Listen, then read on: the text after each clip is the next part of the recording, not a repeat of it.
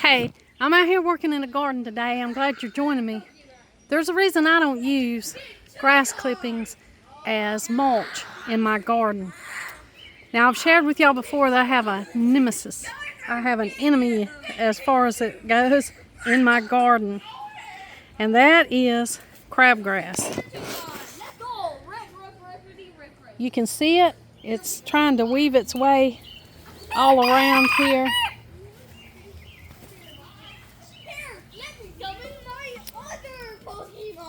Right here it is. It's a constant battle. If you deal with this, then you know what it's like.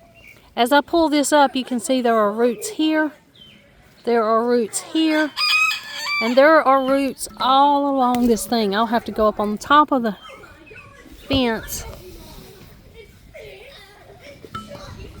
and get to the top of this to root to get this thing out of my garden.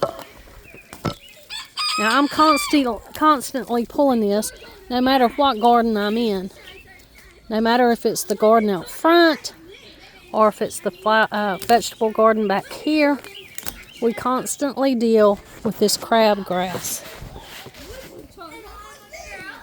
I'm constantly pulling it and getting it out of the garden. I'll bring you right over here and show you.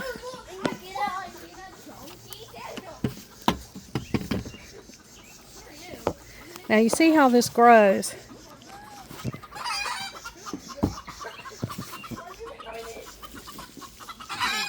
And when I hold this up, you can see at each nodule is a new plant that puts out roots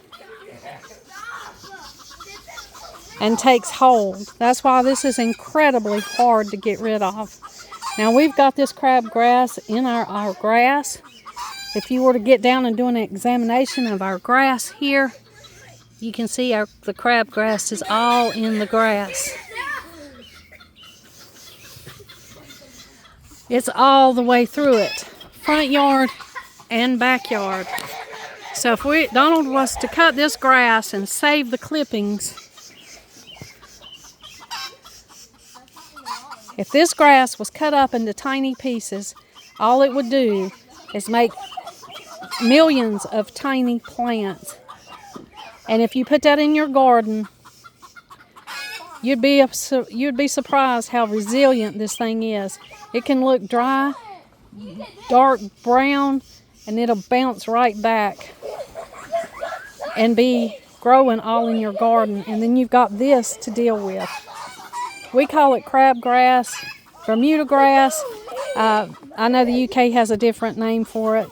This thing is common. It's a common thing to a gardener. I spend a lot of time weeding it out of my garden. What I try to do is come up to the top of what's not even in the garden and just pull it back. And if it's crabgrass, then I'll pull it up. I'll try to pull all the crabgrass I can out of this garden. And I do not put the crabgrass anywhere so that it can grow. I get that stuff out of my garden. And when I get it out, I put it in a bag and throw it away. I never even put this in my compost because I'm afraid that my compost won't get hot enough all the way through and kill this out. I don't want any of this to survive in my yard or my garden. I'm truly trying to rid my gardens of this. And if Donald were to mow this grass full of crabgrass and put it over into our garden, we would have thousands of little crabgrass parts taking root, and it would be even a bigger problem than it is now. It's if you deal with it, then you know what I'm talking about. I don't even have to explain to you about it. It's a noxious weed, and it's the worst weed I deal with in my gardening here where I'm at. But that's why I do not use grass clippings on my garden. Well, what do I use, you ask? I use compost. I've shared with you before, me and Donald have 2 compost piles. We've got the kitchen compost. The kids are playing in the pool today. But we've got our kitchen compost right over here. It consists of eggshells, apple cores, cardboard that doesn't have ink that won't just dissipate into here, tea bags. There's some ice cream, popsicle sticks. That's what's in our compost.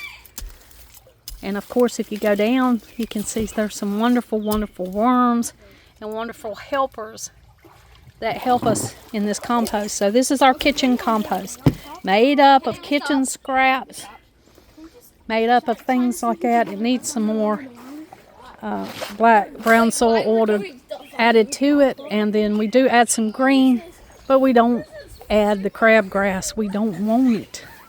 We don't want it in our gardens. And then down here, I've shared with you before, this is the compost pile where we put the chicken manure. There's rabbit manure in that one right now. This is the one that's ongoing, which means we will be depositing our manures from our chicken pen and our rabbit pen. The rabbit manure you could use straight. We could use it straight out from under the rabbit cage onto the garden, but we usually add it into with the chicken manure and help it to break down. This is the ongoing compost pile here. It's down here in the corner at the gate, and this is the older one. This is the one that we've had for probably 3 years, and this is the amount of compost that we've got. Now we've got leaves. We've added leaves into this. Anything that we can add to it that won't cause trouble to our garden, then that's what we add. So we put compost on our garden. We'll cut these little pieces of greenery up in smaller pieces and put it over there in the compost pile that's currently not ready to use, but composting. And that's what we put on our garden. That's what we'll be putting on our garden shortly. Me and Donald are going to have a work day. Tomorrow's the 4th of July, and he gets an extra day off, so we've got a day to put the compost on our little garden, our little vegetable garden that we've been doing no dig, no till for 3 years. For 3 years now, we've had a no dig, no till garden right here. And as you can see, we put about, I want to say at least 6 inches to begin with, maybe more. We had cut down a tree and we had stacked the logs and things into this area right over here. And after 4 years, those little logs had decomposed down to just powder, really, just chips and powder. And so we took those chips. You can still see them here in the garden. You'll see pieces of that wood. And we put it on our garden. It was composted. It was ready to use, and we were glad to get it. Now, we have red clay soil. You can see it popping up right here. What's happening there is the compost is just wearing down, wearing thin. Our plants have used up most of what's in it. And of course, we have to put compost down every year, sometimes twice a year, to keep this little garden having any kind of healthy kind of soil. So I did mix a bag of calcium in here, oyster shell calcium into the soil last year around where we put the tomato plants, because I wanted to be sure that they had plenty of calcium. And we amend it in different ways. I've put a bag or two of sand in it because red clay soil is heavy. It's heavy and it will dry out as hard as a rock if it gets dry, and it will just smother a plant. If it gets too wet, it'll just cling to it and it'll be a mess. Now, I watered a little bit this morning. You can probably see here where I have watered. Got elderberries trying to come out here in the garden. Elderberries are right here on the side of the garden. They're trying to come up in the garden. But right there you can see that red clay. It's coming up. It's time to add more compost, which we do have plenty. We have enough to add to this garden and to our little garden that's up a little ways here. And we'll be adding that this weekend. And that's what we put on our soil to compost, to feed it. We don't use fertilizer. We don't use a fertilizer on our garden other than the compost that we break down here on our little lot. We've been happy with that. We've been doing that for 3 years. We've gardened like this for 3 years. Now that I've shared with you that we don't put grass clippings on our garden for mulch or fertilizer, some places can do that. I guess it depends on the area and what you've got going on in your garden. That's not something we can do here. We would be overrun with that crabgrass. That's not a habit that I practice. Now, if you've been watching my videos, you know it's been hot here. It's been very, very, very hot. Things are struggling. Right here is a nasturtium. It is struggling. I think it's going to be okay. I see new growth coming out down on the bottom. And I got out here.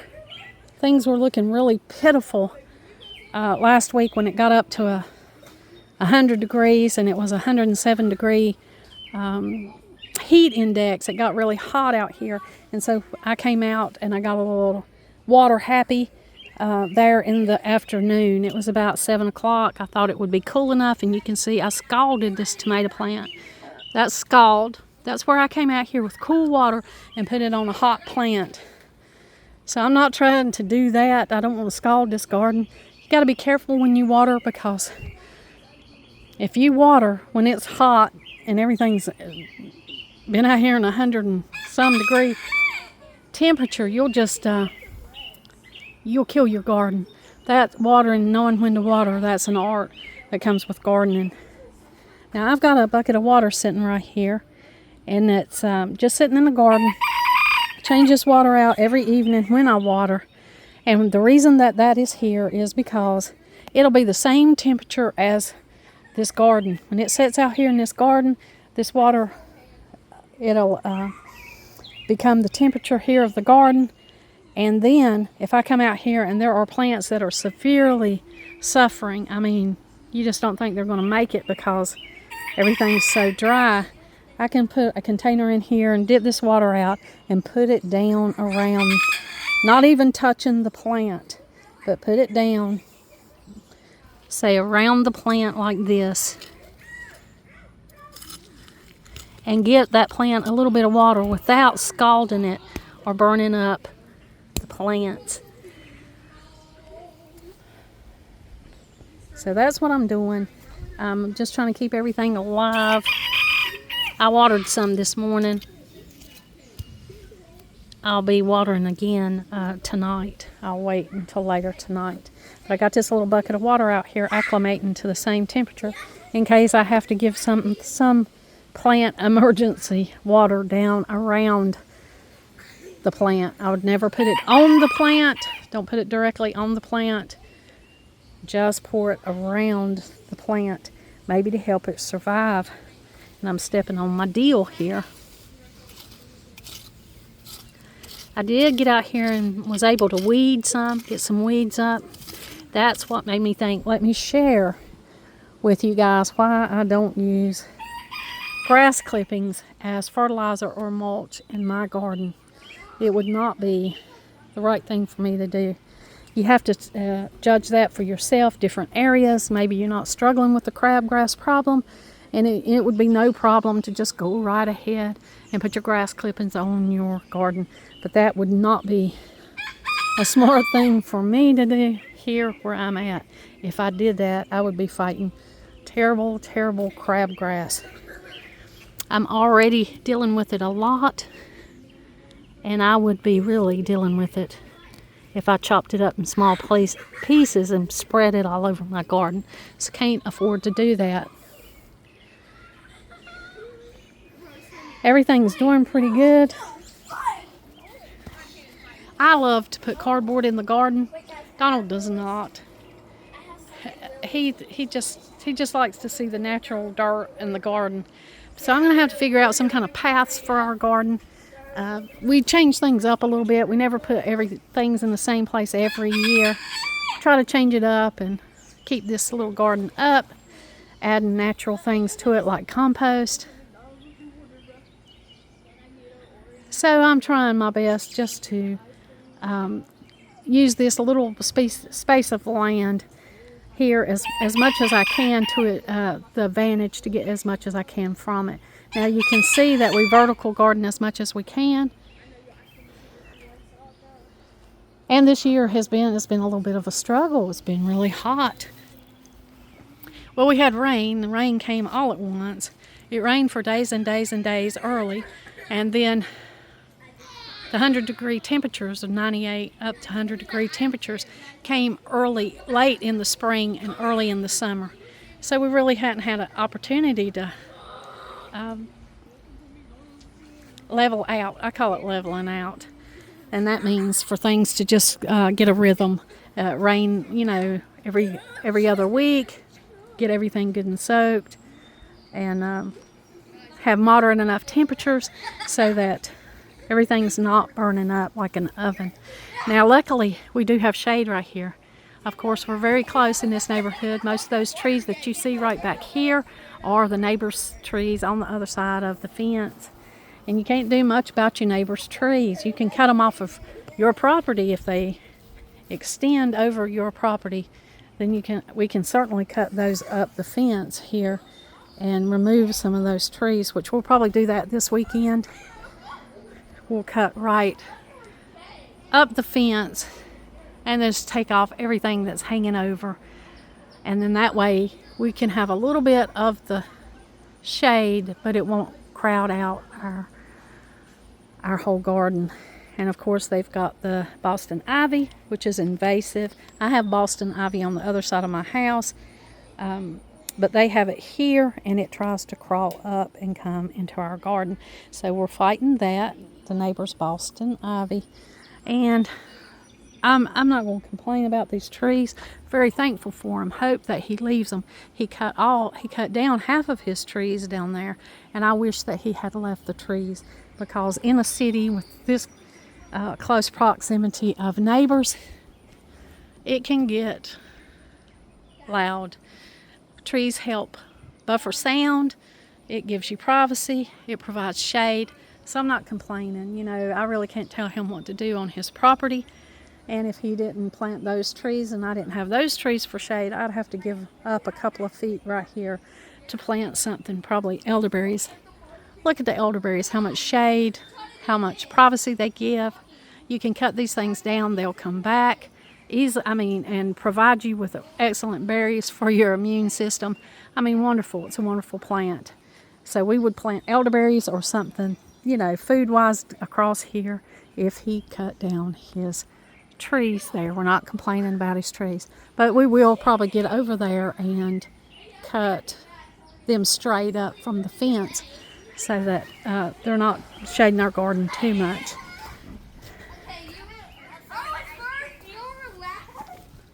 I got another zucchini off last night when I was out here watering. I missed one. It was hiding from me.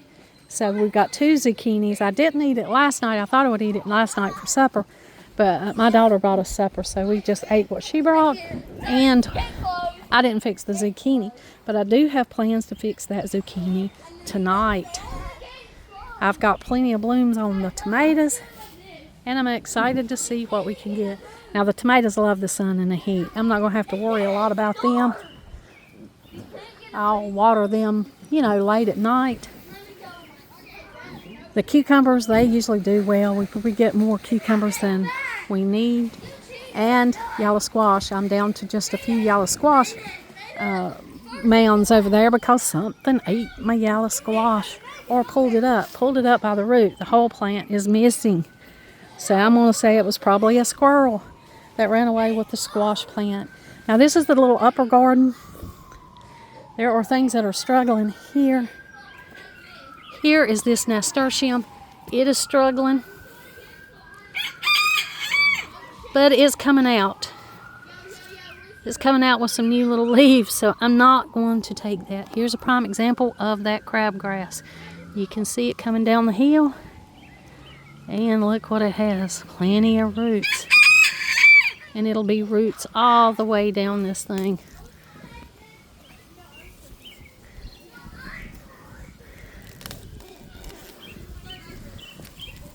I'll have to go on the other side of the fence and dig up what's close to our fence. You can see it right here. I've got that in my hand because I'll be disposing of that in a plastic bag. I don't even want to give that plant any room to grow. But I've got quite a bit of the